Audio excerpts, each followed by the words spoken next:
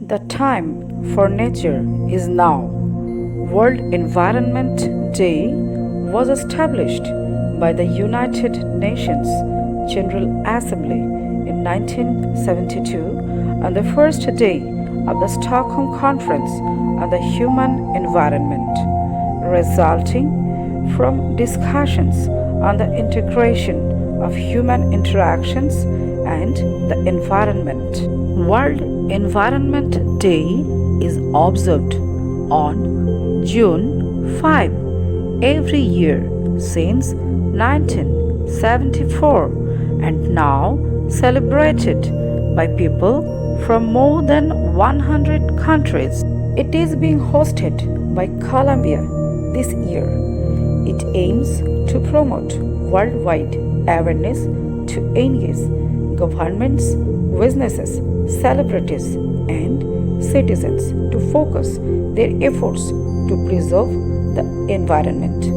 In 2020, the theme is biodiversity, an urgent as well as existential concern.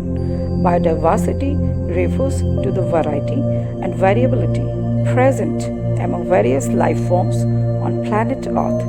Variety is the existence of different organisms, while variability refers to the phenotypic differences in each individual of a species population due to genetic makeup.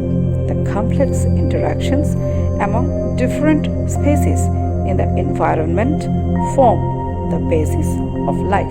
Biodiversity has now become a multidisciplinary subject in which concepts, ideas, and methodologies have been contributed by a number of other disciplines. Decrease in biodiversity is alarming, and its disappearance is even more threatening to the global ecological balance. Anthropogenic activities are continuously decreasing biodiversity at a rapid rate. Humans have deteriorated the environment ferociously without considering habitat lost. The word environment refers to all ecological units which are naturally present on Earth in the form of land, water, air, soil, forest, sunlight, minerals, living organisms, etc. This earth is full of natural surroundings. Some are biotic and some are non-biotic. Biotic elements are those elements that has life like human, bird, animal, plants, and microorganisms, whereas non-biotic elements are those which have no life like air, sunlight, water, land, soil, minerals, etc. Further, it is also divided among 4 different spheres like biosphere, lithosphere, atmosphere, and hydrosphere, in which hydrosphere is the largest part on the earth among all. Currently, the situation of environment is very poor that could never be imagined by our ancestors in previous time. We have endlessly spoiled our environment by using its resources in very wrong way.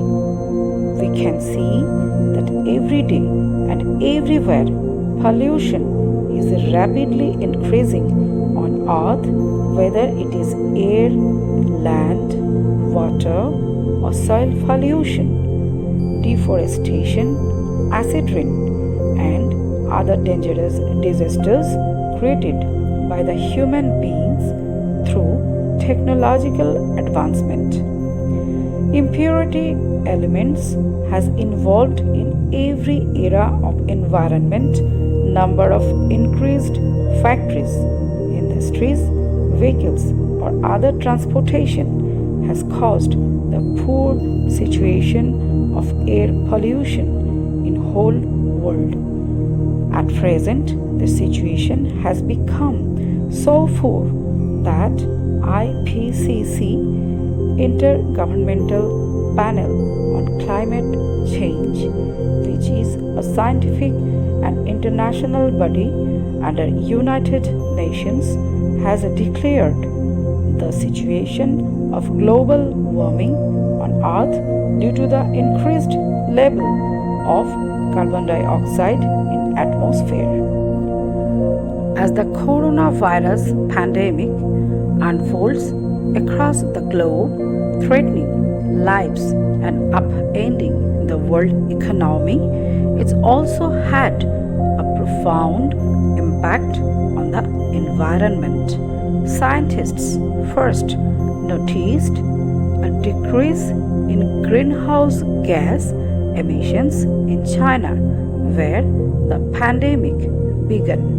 This trend followed the pandemic's spread across the world. Meanwhile, viral social media posts started to pop up about wildlife sightings in urban areas, claiming nature just hit the rest button on us. Less reported has been the dramatic rise in medical waste and packaging from online shopping. Most environmental impacts of the coronavirus pandemic, such as a decline in carbon emissions and increase in medical waste, will be temporary. Doubtless, the loss of life from COVID-19 will be devastating. There is nothing to celebrate about such a horrific tragedy. It is perhaps a small victory against such a reality to learn from what's happened and apply it to fight climate change and slow global warming in the future.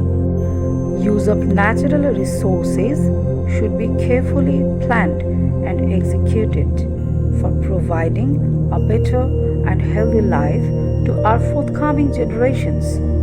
We all should unite with take some pledge about prevention of our environment with less and safe use of natural resources. Thus, it is correctly quoted, "The earth does not belong to us, we belong to the earth." Mother Nature has enough for human need, but not for human greed. But the human race has been constantly mistreating the environment to fulfill its greed. Human activities are leading us to a global catastrophe.